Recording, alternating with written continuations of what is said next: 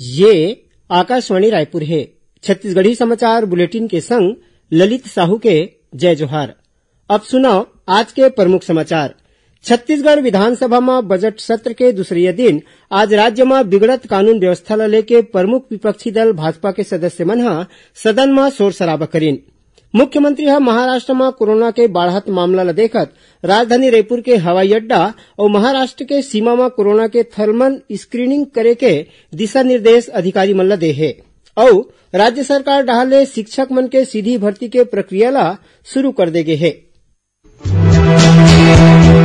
सुनो एक जरूरी संदेश। कोविड महामारी के खिलाफ देश एकजुट होकर लड़त है। आपो मन हमर संग सुरक्षा और बचाव के 3 सरल जरूरी उपाय के संकल्प लेवो। पहली उपाय, जब भी घर ले बाहर निकलो मास्क जरूर लगावो। दूसरा उपाय, लोगन ले 2 गज के सुरक्षित दूरी रखना ही जरूरी। तीसरा उपाय, अपन हाथ घेरी बेरी साबुन और पानी ले बने असन धोवो। ये 3 आसान उपाय अपना के आप मन कोरोना ला हरा सकत हो।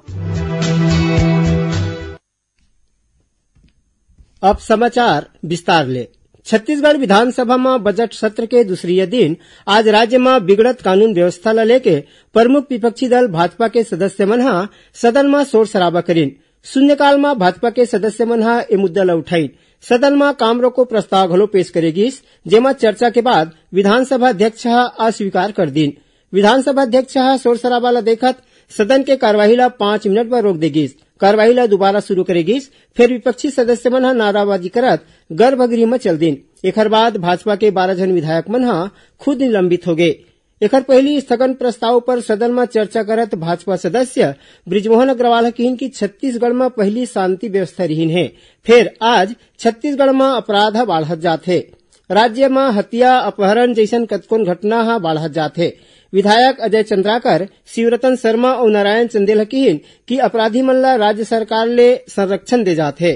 उन्हें जनता कांग्रेस छत्तीसगढ़ के विधायक धर्मजीत सिंह कहिन कि अपराधी मन ला कोनो प्रकार के कानून के डर नहीं है। इला रोके खातिर सदन में चर्चा कराया जाना चाहिए।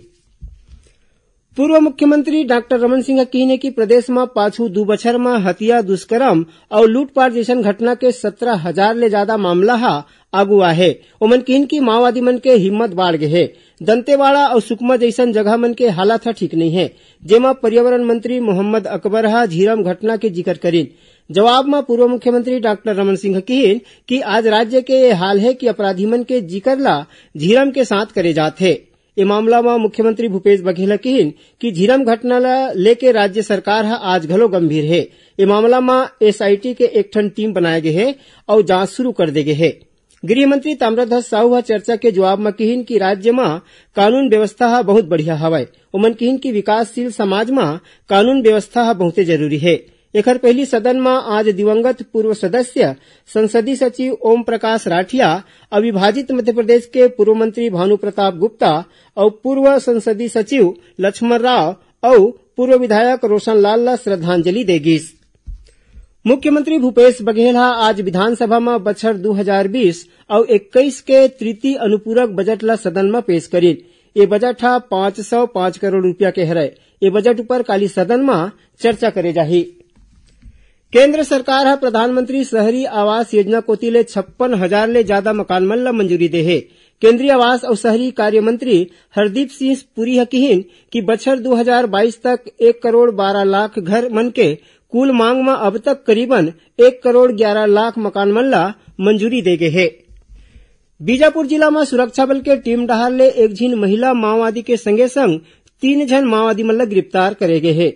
मिले जानकारी के मुताबिक डिस्ट्रिक्ट रिजर्व गार्ड डीआरजी और केंद्रीय रिजर्व पुलिस बल सीआरपीएफ के संयुक्त टीम तलाशी अभियान में निकले रहीन। उही समय भोपाल, पटनम, गंगालूर, उसूर और तरसेम क्षेत्र ले माओवादी मन ला गिरफ्तार करीन। छत्तीसगढ़ी समाचार बुलेटिन आप मन आकाशवाणी रायपुर ले सुनत हव। छत्तीसगढ़ के खबर ले है आपकी वास्ता और खबर के विश्वसनीयता ले है हमर वास्ता। आकाशवाणी समाचार रायपुर के प्रादेशिक समाचार बुलेटिन के संगे संग हमार समसामयिक कार्यक्रम आप रेडियो के संग अपन मोबाइल में घलो सुन सकत हव। आकाशवाणी समाचार फेसबुक, ट्विटर और यूट्यूब में घलो हावय।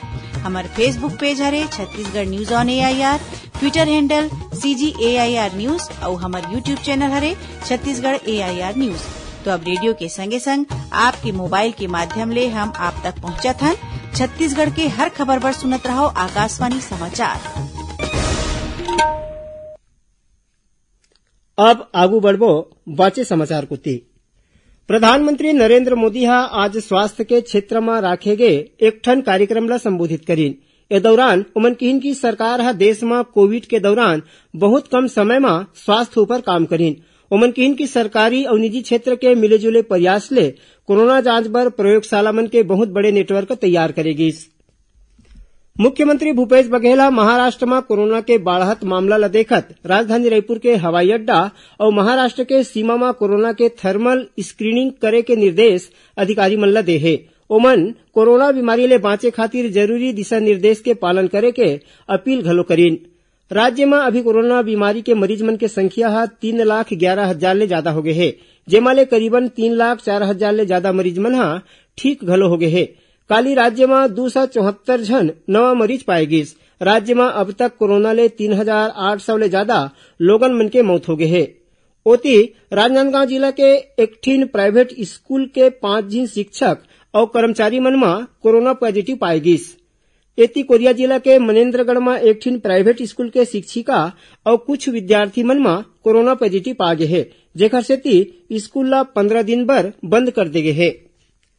केंद्र सरकार डहार ले देश में पहली घाव राष्ट्रीय खिलौना मेला 27 फरवरी ले 2 मार्च तक कराया जाही। ये मेला में वर्चुअल माध्यम ले करे जाही। मेला के उद्देश्य खिलौना उद्योग मन ला बढ़ावा देना है और दुनिया के आगू में भारत के खिलौना उत्पाद ला दिखाना है।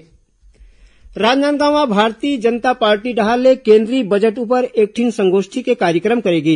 ये संगोष्ठी में बोलत सांसद संतोष पांडे कहिन कि ये बजट 6 ठिन स्तंभ के बजट हरय। उमन बताइन कि भारत माला योजना के तहत छत्तीसगढ़ के 3 ठन रद्दा ला ये बजट में शामिल करे गए है। उन्हें पूर्व सांसद मधुसूदन यादव कहिन कि ये केंद्रीय बजट बहुत बढ़िया बजट हरय। राज्य में शिक्षक मन के सीधी भर्ती के प्रक्रिया ला शुरू कर दे गए है। स्कूल शिक्षा विभाग डहार ले काली गणित विषय के 510 व्याख्याता मन के नियुक्ति आदेश जारी कर दे गए है। एकर संगे संग करीबन 26 साल ले शिक्षक मन के सीधी भर्ती प्रक्रिया बंद रही से जौन ला अब राज्य सरकार डहार ले शुरू करे गए है। स्कूल शिक्षा मंत्री डॉक्टर प्रेमसाय सिंह टेकाम बताइन कि 1 हफ्ता के भीतर जम्मू विषय मन के शिक्षक मन के नियुक्ति आदेश जारी कर दे जाही। मुख्यमंत्री भूपेश बघेल और कृषि मंत्री रविन्द्र चौबे काली धरसींवा विकास खंड के पथरी गांव में गौठान के निरीक्षण करीन और महिला स्व सहायता समूह मन डहार ले चलाए जात कार्यक्रम के जांच पड़ताल करीन। ए मौका में श्री बघेल महिला समूह के कार्यकर्ता मन के बड़ई घलो करीन। और अब थोकुन समाचार सार में सुन लो। राष्ट्रीय विधिक सेवा प्राधिकरण डहार ले 1 अप्रैल, जुलाई, सितंबर और दिसंबर महीना के दूसरिया शनिचर के राष्ट्रीय लोक अदालत के आयोजन करे जाही। छत्तीसगढ़ माध्यमिक शिक्षा मंडल डहार ले डीएलएड प्रथम वर्ष मुख्य परीक्षा बछर 2020 के पुनर्गणना और पुनर्मूल्यांकन के परिणाम ला घोषित कर दे गए है। पेट्रोल के बढ़त कीमत के विरोध में आज राजनांदगांव में महिला कांग्रेस के कार्यकर्ता मन धरना प्रदर्शन करीन और महासमुंद जिला में विशेष पिछड़ा जनजाति आदिवासी परिवार के 3 ले 6 बछर तक के लइका और 1 साल ले 49 बछर तक के नोनी मन के संगे संग माई लोगिन मन ला 1 मार्च ले हफ्ता में 3 दिन अंडा दे जाही। आखिर में प्रमुख समाचार एक घाव फेर। छत्तीसगढ़ विधानसभा में बजट सत्र के दूसरे दिन आज राज्य में बिगड़त कानून व्यवस्था ला लेके प्रमुख विपक्षी दल भाजपा के सदस्य मन सदन में शोर शराबा करीन। मुख्यमंत्री महाराष्ट्र में कोरोना के बढ़त मामला देखत राजधानी रायपुर के हवाई अड्डा और महाराष्ट्र के सीमा में कोरोना के थर्मल स्क्रीनिंग करे के निर्देश अधिकारी मन ला दे है और राज्य सरकार डहाले शिक्षक मन के सीधी भर्ती के प्रक्रिया ला शुरू कर दे गए है। एकरे संग छत्तीसगढ़ी समाचार बुलेटिन इहे सिरावत है। जय जोहार।